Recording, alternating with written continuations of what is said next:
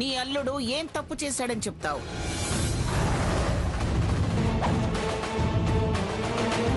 అమ్మాయిలు పిచ్చాడంటావా? వ్యసనాల మారాడంటావా? శభాష్ అని మీ వీపు చరుస్తారనుకుంటున్నావా?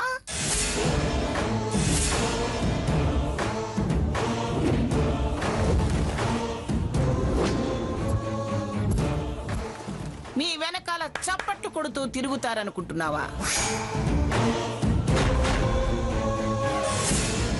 మీ బతుకులు మీరెలాగన్నా బతకండి, నాకనవసరం. ఇదిప్పుడు నా మనవడి పెళ్ళాం.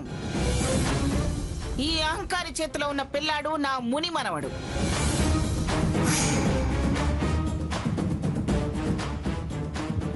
నా వంశోద్ధారకుడు వాడు.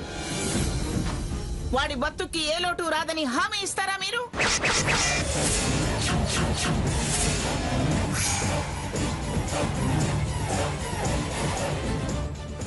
గ్యారంటీ చూపించి, సంబంధం తెగిందన్న ఆధారం చూపించి తీసుకెళ్ళండి వాణ్ణి. తీసుకెళ్ళండి.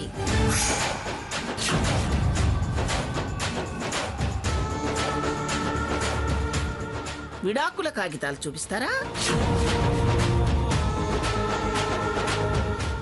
మీ ఆస్తి పత్రాలు హామీగా పెడతారా?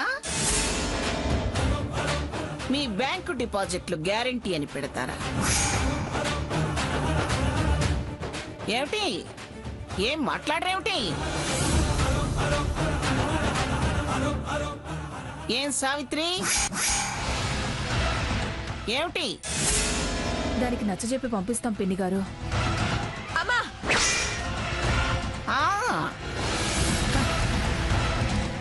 ఈ నచ్చ చెప్పటాలు సర్ది చెప్పటాలు ఇప్పుడే ఇక్కడే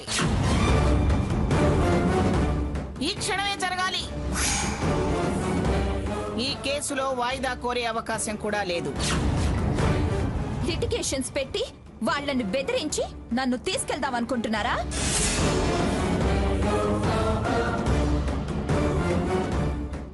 నన్ను వాళ్ళు తీసుకెళ్తేనే కదా మీ కండిషన్స్ వర్తించేది. నేనక్కడికి వెళ్ళను. ఒంటరిగా నా బతుకు మరో దగ్గర బతుకుతాను.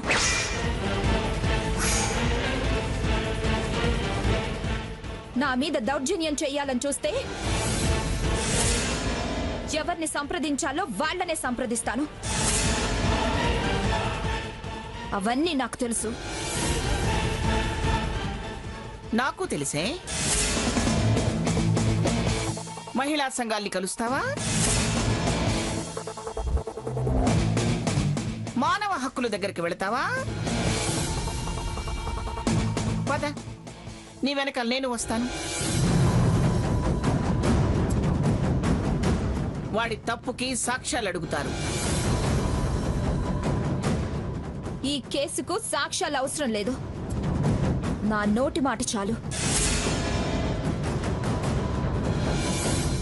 తాతయ్య గారు చెప్పిన 498 చాలు. స్వర్ణ, ఏంటే ఈ వాదనలు? ఎందుకే ఈ పంచాయతీలు?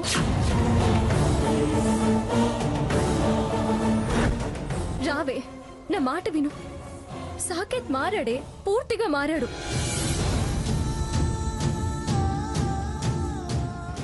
రాత్రి కూడా మన ఇంట్లో నిన్ను తను ఎంతగా బ్రతిమలాడాడో నేను విన్నానే.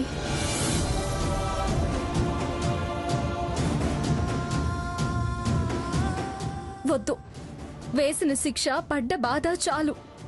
రావే, నీ మంచి కోరి ఈ అక్క మాట విని రావే. చేతులారా నీ జీవితాన్ని నువ్వే నాశనం చేసుకోవద్దు. ఏం నాశనం కాదు. దయచేసి నన్ను కన్విన్స్ చేసే ప్రయత్నం చెయ్యొద్దు. అవును, చేయొద్దు. ఎవ్వరూ కన్విన్స్ చేయొద్దు. తల్లిదండ్రులు నచ్చ చెప్పొద్దు. అక్క బావ కన్విన్స్ చేయొద్దు. పెద్దాళ్ళు మందలించొద్దు. కట్టుకున్నవాడు మాట్లాడొద్దు. అత్తగారు అది కాదమ్మా అని చెప్పొద్దు.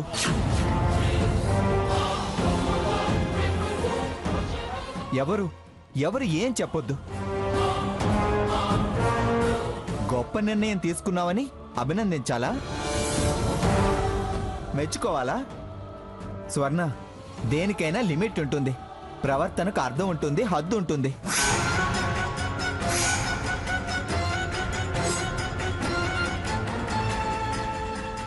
ఎవరేం చెప్తున్నారో, ఎందుకు చెప్తున్నారో అని కనీసం అర్థం చేసుకునే ప్రయత్నం కూడా చేయవా? ఆలోచించవా? వినవా? అంత పెద్ద దానివి అయిపోయావా? అంత స్ట్రాంగ్ డెసిషనా?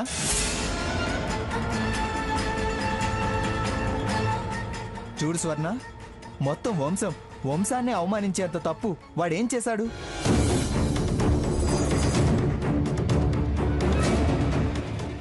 చిన్న పొరపాటు, అదేమంత క్షమించడానికి కాదు. వాడి బ్రతిమలాట వెనక ఎంత మార్పు ఉందో.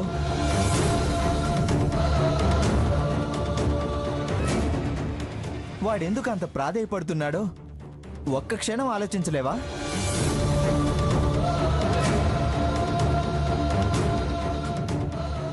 అమ్మా నాన్నల్ని, అత్తింటి వారిని కాదని ఒంటరిగా బతుకుతానంటే ఆయన వాళ్ళం, కావాలనుకునే వాళ్ళం ఎవరు మాట్లాడొద్దా?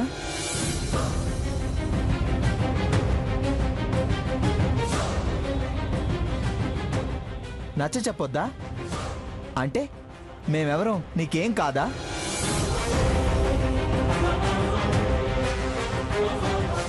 నీ బతుకు గురించి ఆలోచించొద్దా?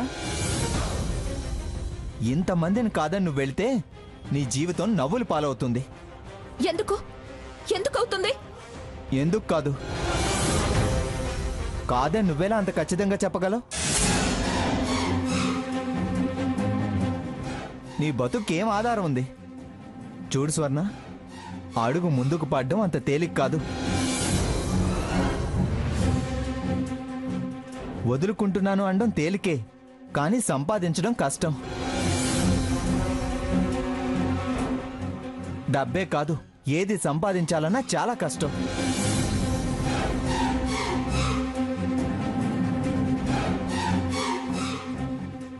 ఈ పౌరుషాలు, రోషాలు తిండి పెట్టవు. నువ్వు పస్తులుండొచ్చు, కానీ వాణ్ణి ఉంచే అధికారం నీకు లేదు. నానే నలుగురు మనుషులు లేక నేను మా అమ్మ పడ్డ బాధ నాకు తెలుసు.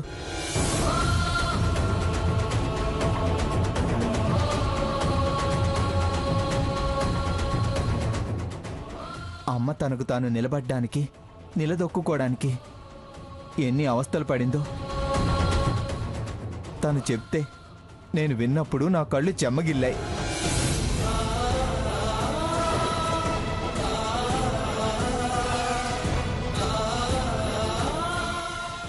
అలాంటి ఆవిడ ఎంత నరకం అనుభవించుంటుంది. బతకడం అంటే అనుకున్నంత తేలిక కాదు. రూపాయి చేతిలోకి రావాలంటే ఎంత చేత చెయ్యాలో నీకు తెలియదు స్వర్ణ. ఏంటి బావా, భయపెడుతున్నావా? కాదు, బతుకు గురించి చెప్తున్నాను.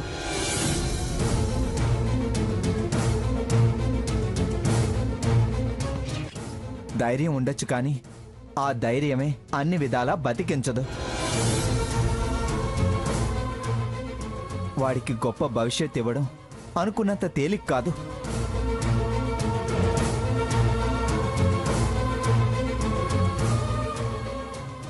చిన్నదానివైనా మేమంతా ఇంతగా ఎందుకు చూస్తున్నామో అర్థం చేసుకో స్వర్ణ. స్వర్ణ, అత్తగారిగా కాదు, అమ్మగా చెప్తున్నాను. నేను హామీ ఇస్తున్నానమ్మా. వాణ్ణి నిన్నటిదాకా నేను సమర్థించలేదు, కానీ ఇప్పుడు వాడి తరపున వాడి తల్లిగా ధైర్యంగా చెప్తున్నాను.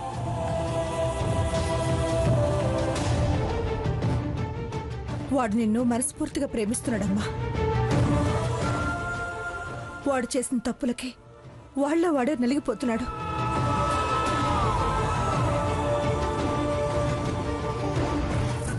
వాడు మారాడమ్మా.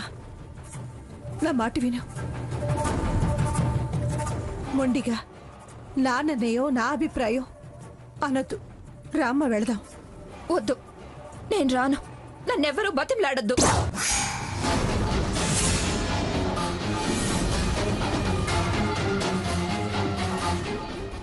వదిలేయండి అమ్మా, వదిలేయండి. అది మనందరికన్నా పెద్దదైపోయింది. దాని మాట దాందే గాని మన మాట వినే స్థితిలో లేదు. వదిలేయండి. ఏమిటి వదిలేసేది? వదిలేసి వెళ్ళడానికి అది నీ కూతురు మాత్రమే కాదు, నా ఇంటి కోడలు. ఇక బతివులాడింది చాలు.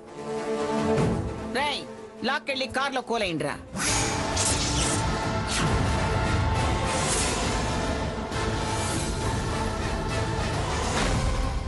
ఎక్కడికెళ్తుందో నేను చూస్తాను.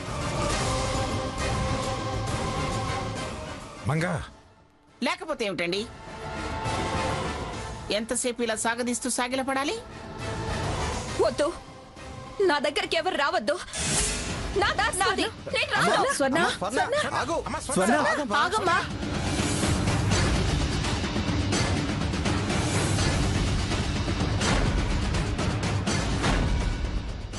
నా దగ్గరికి రావద్దు. మర్యాదగా చెప్తున్నాను. స్వర్ణ, స్వర్ణ వద్దు స్వర్ణ. వద్దు స్వర్ణ, ఆగు స్వర్ణ. అమ్మా స్వర్ణ, వద్దమ్మా. మా మాట వినమ్మా. స్వర్ణ ఆగు స్వర్ణ, ఆగు స్వర్ణ. ప్లీజ్ స్వర్ణ. మీరెవ్వరూ నన్ను ఆపద్దు. వద్దు, ఎవరైనా వచ్చారంటే దూకేస్తా.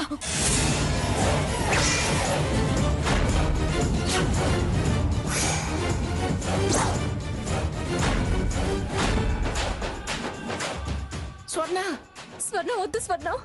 నన్ను బలవంతంగా తీసుకెళ్లాలని ప్రయత్నం చేస్తే ఇదిగో ఈ చెరువులో దూకేస్తా.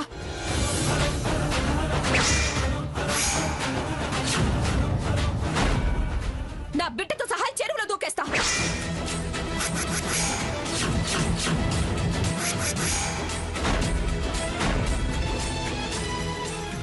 స్వర్ణ, అలా అన్నాను గాని నిన్ను బలవంతంగా లాక్కెళ్తానా? రా, రావి స్వర్ణ. రాను రాను రాను.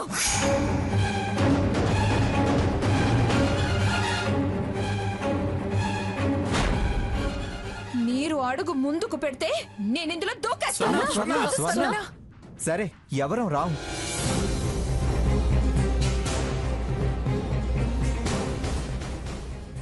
స్వర్ణ, కానీ పిఠాపురం వంశం అంత నీచమైందని నువ్వు అన్నావు కదా.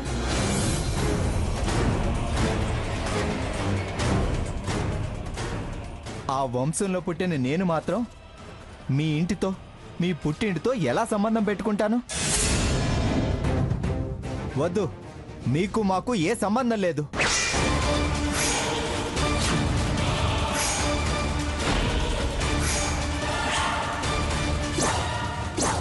సీత, నీ చెల్లెలు మమ్మల్ని కాదనుకుంటుంది.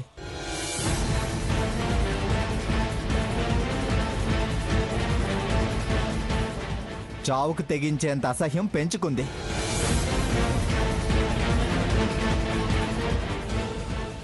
అందుకే మీ పుట్టింటి వాళ్లతో నేను తెగతెంపులు చేసుకుంటున్నా.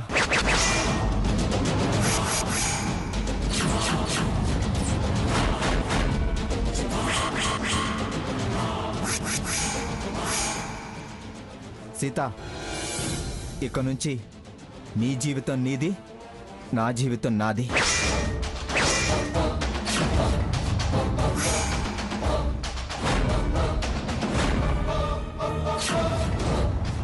రేయ్, ఇదేం పాపం రా?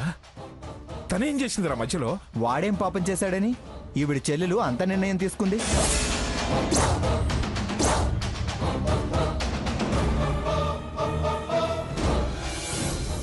రఘు, ఏంటి ఏంటి నువ్వనేది?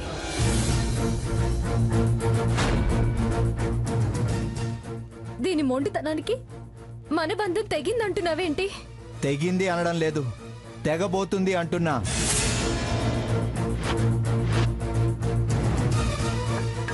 సీత, నీకు నేను కావాలన్నా, మా ఇంటితో బంధం మిగిలి ఉండాలన్నా నీ చెల్లెల్ని మా ఇంటికి తీసుకురావాలి.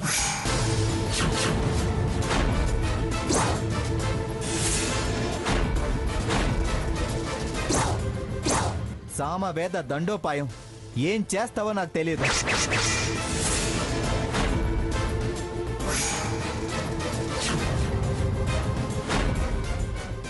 స్వర్ణ సాకేత్ని నమ్మాలి. వాడి భార్యగా ఇంటికి కాపురానికి రావాలి.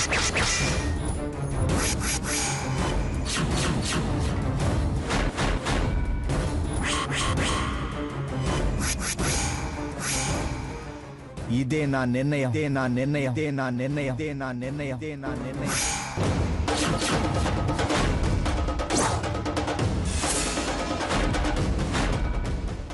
చాలా అన్యాయం. నాకు న్యాయంగా అనిపిస్తుంది.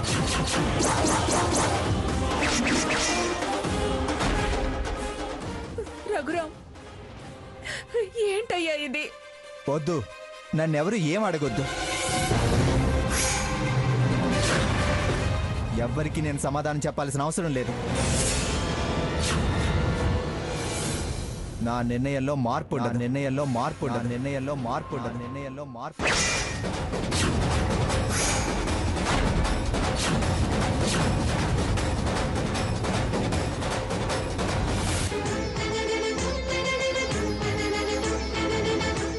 నీ భవిష్యత్తే వాడైనప్పుడు వాడి భవిష్యత్తు బాగుండటం కోసం. ఇందులో నా స్వార్థం ఏమీ లేదు. నేను ఏమీ ఆశించడం లేదు.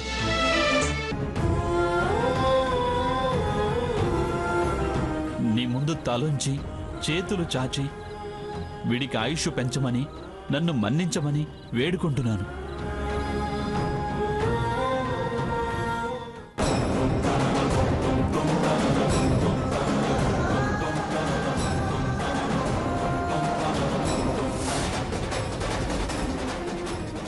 పదనానమ్మా. రఘు, సారీ, నువ్వు రావడం అంటూ జరిగితే నీ చెల్లెలు చేయి పట్టుకొని రావాలి.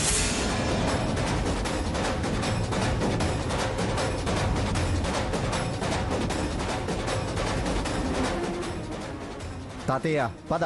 రే రఘురాం, నీ నిర్ణయం నాకు నచ్చటం లేదురా. నా మనసుకు నచ్చింది. రఘురాం, రే రఘురాం, రావే వెళదాం. నానమ్మా, తన్ని పిలిస్తే నేను ఆగాల్సి వస్తుంది.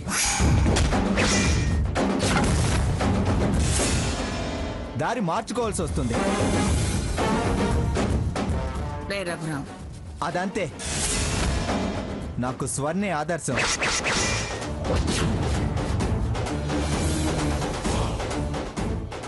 తను నేర్పిన మొండితనం, బలమైన నిర్ణయం.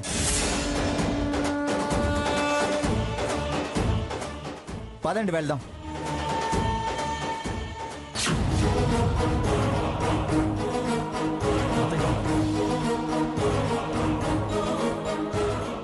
రఘురాం, పదండమ్మా, మీతో పాటే నేను. రండమ్మా, రా.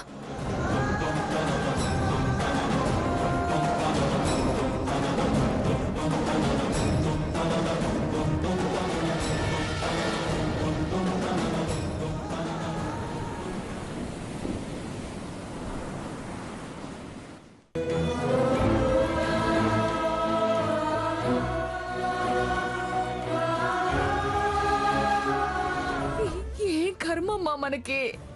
ఏ జన్మలో ఏ పాపం చేసుకున్నావో. ఒక కష్టం తీరిందనుకుంటే ఇంకో కష్టం వచ్చి పడుతుంది. చేసుకున్న వాళ్ళకి చేసుకున్నంత అని ఇదంతా మనం చేసుకున్న పాపం అండి, పాపం. అసలు రఘురాము సీతను వద్దనే మనిషి కాడే. అంత ఖచ్చితంగా సీతను రావద్దన్నాడు కదండి. అలా అనడం వెనక ఒకే ఒక్క కారణం. అది సీత మీద ఉన్న నమ్మకం అయి ఉంటుంది. నమ్మకమా? అవును, సీత మాత్రమే స్వర్ణకు నచ్చ చెప్పి తీసుకురాగలదన్న నమ్మకం. అది నమ్మకం కాదు నాన్న. అదంతా ఆ చక్రాల కుర్చీ మహారాణి గారి ప్లాన్. బావన ఆవిడేదో మాయ చేసింది. అందుకే బావ అలా మాట్లాడాడు. ఆవిడ మాయ చేసిన సంగతి అటుంచు.